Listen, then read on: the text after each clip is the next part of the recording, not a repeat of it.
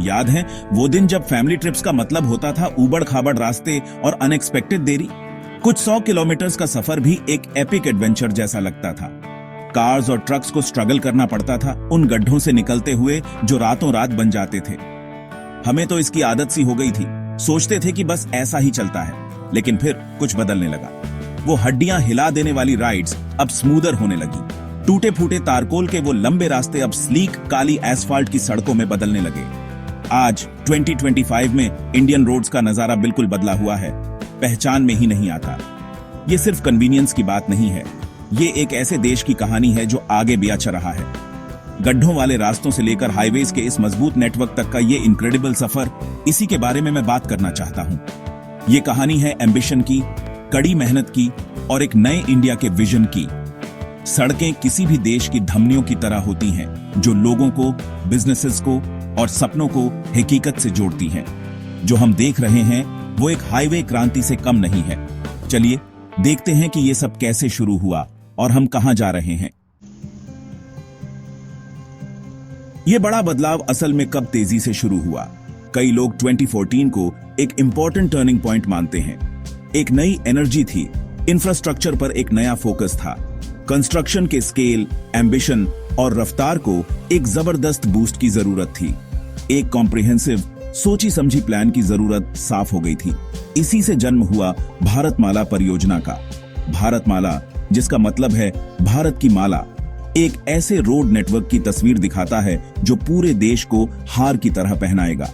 भारतमाला की शुरुआत इस समझ के साथ हुई कि एक मजबूत रोड इंफ्रास्ट्रक्चर ही इकोनॉमिक ग्रोथ की रीढ़ की हड्डी है। सरकार ने महसूस किया कि मैन्युफैक्चरिंग को बूस्ट करने, किसानों की मदद करने, टूरिज्म को बढ़ावा देने और जॉब्स बनाने के लिए हमें वर्ल्ड क्लास सड़कों की जरूरत है। इसी नए जोश और स्ट्रेटेजिक प्लानिंग ने आज हम जो हाईवे कंस्ट्रक्शन का बूम देख रहे हैं उसकी नींव रखी।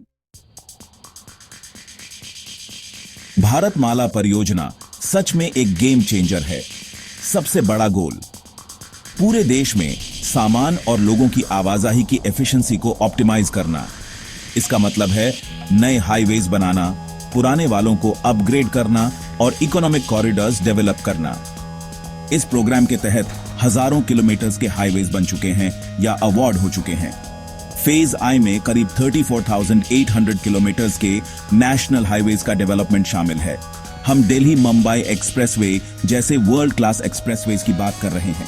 की प्रोजेक्ट्स सिर्फ बड़े शहरों को जोड़ने के बारे में नहीं है, ये उन इलाकों की पोटेंशियल को भी अनलॉक कर रहे हैं जिन पर पहले ध्यान नहीं दिया गया था। ये प्रोग्राम रोड कंस्ट्रक्शन में नई टेक्नोलॉजीज और मटेरियल्स के इस्तेमाल पर जोर देता है। इसका असर तो अभी से दिखने लगा है। बिजनेसेस भी आच रहे हैं, किसानों को बेहतर दाम मिल रहे हैं और दूर दराज के इलाके ज्यादा एक्सेसिबल हो रहे हैं। जिस बड़े पैमाने पर काम हो रहा है और जो साफ फायदे दिख रहे हैं वो भारतमाला को इंडिया की इंफ्रास्ट्रक्चर लेड ग्रोथ स्टोरी का एक कॉर्नरस्टोन बनाते हैं। ये सचमुच एक ज्यादा इंटीग्रेटेड और खुशहाल इंडिया का रास्ता बना रहा है। हाईवे कंस्ट्रक्शन की अभी की रफ्तार इंप्रेसिव है, लेकिन इंडिया यही नहीं रुक रहा है। 2030 तक करीब 200,000 किलोमीटर्स का नेशनल हाईवे नेटवर्क डेवलप करने का टारगेट है। यह सिर्फ ज्यादा किलोमीटर्स जोड़ने की बात नहीं है, यह स्मार्टर, सेफर और ज्यादा सस्टेनेबल सड़कें बनाने के बारे में है। फ्यूचर प्लान्स में एक मल्टी लेयर्ड अप्रोच शामिल है, जिसमें हाई स्पीड एक्सप्रेसवेज और सेकेंडरी रोड नेटवर्क को मजबूत करना भी है। सोचिए, इंडिया के बड़े शहरों के बीच काफी कम टाइम में ट्रैवल कर पाना कैसा होगा। ये एक्सप्रेसवेज एडवांस्ड फीचर्स के साथ डिजाइन किए जा रहे हैं, जिनमें इंटेलिजेंट ट्रांसपोर्टेशन सिस्टम्स भी शामिल हैं। टेक्नोलॉजी का रोल और भी बड़ा होगा। स्मार्ट हाईवे सेंसर्स और रियल टाइम इंफॉर्मेशन सिस्टम से लैस होंगे।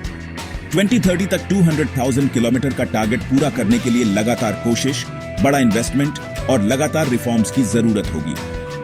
विजन एक ऐसा रोड नेटवर्क बनाना है जो इंडिया के $5 ट्रिलियन इकोनॉमी बनने के एम्बिशन को सपोर्ट कर सके। ये फ्यूचर की सड़कें अपॉर्चुनिटी के रास्ते होंगी, जो लाखों इंडियंस को एजुकेशन, हेल्थ केयर, जॉब्स और बेहतर क्वालिटी ऑफ लाइफ से जोड़ेंगी। ये एक बोल्ड विजन है, लेकिन ऐसा लगता है कि इंडिया इसे हासिल करने के लिए डिटरमिन्ड है। आगे का रास्ता वाकई में प्रॉमिसिंग लग रहा है। जब हम नए हाईवेज की बात करते हैं तो स्मूथ ड्राइव, या कम ट्रैवल टाइम पर ही ध्यान देना आसान होता है। लेकिन इसके फायदे सिर्फ पर्सनल कन्वीनियंस और सेविंग से कहीं ज्यादा गहरे हैं। सबसे बड़े इंपैक्ट्स में से एक है जॉब क्रिएशन। सड़कें बनाने से हजारों लोगों को डायरेक्ट एम्प्लॉयमेंट मिलता है और रोड कंस्ट्रक्शन को सपोर्ट करने वाली इंडस्ट्रीज को बूस्ट मिलता है। बेहतर सड़कें बिजनेसेस के लिए, खासकर स्मॉल और मीडियम एंटरप्राइजेस के लिए एक बहुत बड़ा वरदान है। अच्छी हाईवेज लॉजिस्टिक्स कॉस्ट को काफी कम कर देती है, जिससे इंडियन प्रोडक्ट्स ज्यादा कंपेटिटिव बन जाते हैं।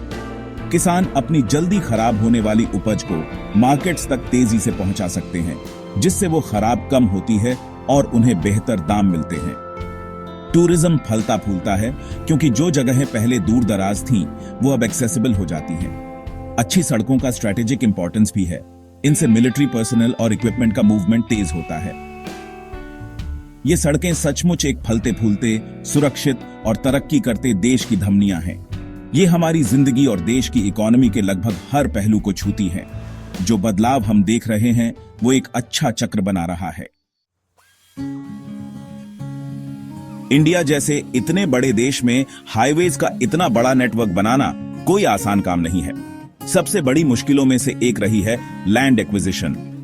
घनी आबादी वाले देश में, जहां ओनरशिप के कानून कॉम्प्लेक्स हैं, जमीन एक्वायर करना एक धीमा और विवादों से भरा प्रोसेस हो सकता है। सही और टाइम पर मुआवजा देना बहुत जरूरी है। एनवायरमेंटल क्लियरेंसेस एक और चैलेंज है। जंगलों या पहाड़ी इलाकों से सड़कें बनाने का एनवायरनमेंट पर असर पड़ सकता है। चैलेंज सही बैलेंस बनाने में है। एनवायरनमेंट की मजबूत सुरक्षा यकीनी बनाते हुए प्रोजेक्ट्स को टाइम पर पूरा करने में मदद करना। करप्शन और महंगाई दो और बड़ी चुनौतियां हैं जो बनी रहती हैं। करप्शन को रोकने के लिए हर स्टेज पर ट्रांसपेरेंसी और अकाउंटेबिलिटी बनाए रखना बहुत जरूरी है। महंगाई से रॉ मटेरियल्स की कीमत अचानक भी आ सकती है, जिससे प्रोजेक्ट के बजट और टाइमलाइंस पर दबाव पड़ता है। Gap 2S। इन चैलेंजेस से निपटने के लिए लगातार निगरानी, पॉलिसी में दखल और गुड गवर्नेंस के प्रति कमिटमेंट की जरूरत है। कोशिश यही है कि कामयाबी का हाईवे जितना हो सके स्मूथ रहे। 2025 में खड़े होकर जब हम इंडिया में फैलते हाईवेज के इस इनक्रेडिबल नेटवर्क को देखते हैं, तो ऑप्टिमिस्टिक महसूस न करना मुश्किल है। ये सड़कें सचमुच एक ज्यादा खुशहाल, ज्यादा कनेक्टेड और ज्यादा कॉन्फिडेंट इंडिया का रास्ता बना रही हैं। अतीत की ऊबड़ खाबड़ राइड्स से आज के स्मूथ एक्सप्रेसवेज तक का सफर इस बात का सबूत है कि हमारा देश क्या हासिल कर सकता है। बेहतर सड़कों से लॉजिस्टिक्स कॉस्ट्स कम होते हैं, जिससे बिजनेसेस ज्यादा कंपेटिटिव बनते हैं। इससे इन्वेस्टमेंट आता है, इंडस्ट्रियल ग्रोथ को बल मिलता है और ज्यादा जॉब्स बनती हैं। किसान मार्केट्स तक तेजी से पहुंच सकते हैं, जिससे उन्हें बेहतर रिटर्न्स मिलते हैं। टूरिज्म फलता फूलता है क्योंकि जो जगहें पहले दूर दराज थीं, वो अब एक्सेसिबल हो जाती है। स्टूडेंट्स बेहतर एजुकेशनल इंस्टीट्यूशंस तक ट्रैवल कर सकते हैं और पेशेंट्स ज्यादा तेजी से हॉस्पिटल्स पहुंच सकते हैं। 2030 तक 200,000 किलोमीटर्स के नेशनल हाईवेज का विजन दिखाता है कि इंडिया लॉन्ग टर्म सोच रहा है। क्वालिटी, टेक्नोलॉजी और सस्टेनेबिलिटी पर लगातार फोकस ये पक्का करेगा कि ये एसेट्स दशकों तक देश की अच्छी सेवा करें। ये हाईवेज एक न्यू इंडिया के सिंबल्स हैं, एक ऐसा इंडिया जो आगे BRH रहा है, कॉन्फिडेंट है और एक सुनहरा कल बनाने के लिए डिटरमिन्ड है। जब हम इन नई सड़कों पर ड्राइव करते हैं, तो हम इंडिया के एक ज्यादा खुशहाल और वाइब्रेंट भविष्य की ओर ट्रैवल कर रहे होते हैं।